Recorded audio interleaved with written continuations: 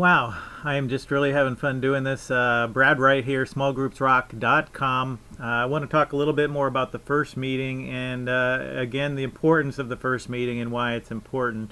Later on, we'll talk about some of the ingredients of the first meeting, and I'll touch on them now as they relate to importance. But what you're trying to accomplish in that first meeting is you're trying to set the tone for how all the meetings are going to be.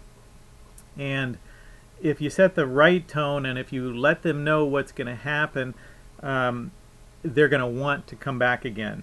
And so that's why it's important to have everybody there. You create a lot of crowd appeal, if you will.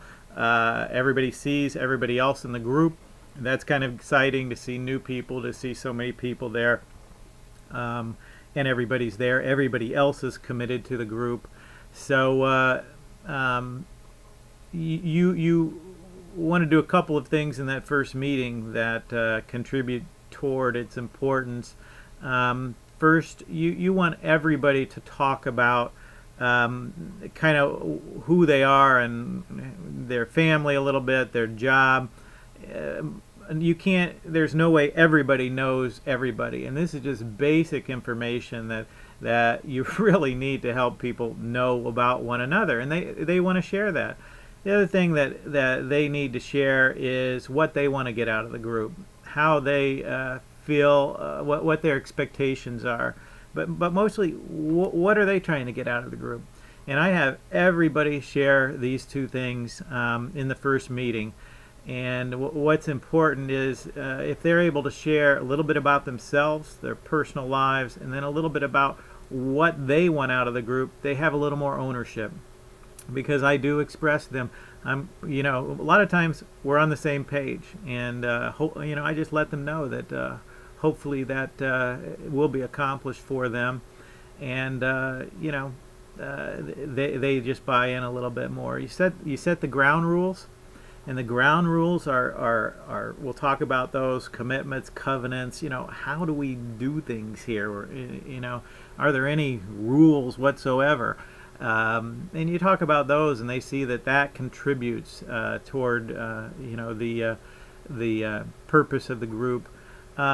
You try to use humor. You want your group to be fun. That's not the main purpose. But certainly you want people relaxed, to know that you're a real person. So you want to try to get that element in. You want to provide probably extra chit-chat time. That's what I call it, either before the meeting officially starts or after, so people can just informally meet one another. Let's see.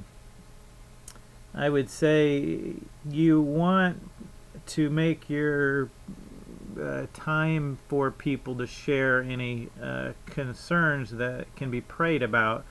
You want to communicate that is a real time and will be a real part of the group for them to share what's on their heart and be supported in prayer. And that's going to be a part of the meetings. If they know that that's going to happen and going to happen in a good way, that's something unique. So between all those things, your goal is to get everybody emotionally, mentally, spiritually committed to the group and wanting to come back to the second meeting. Brad Wright, smallgroupsrock.com, to your small group success, and rock on.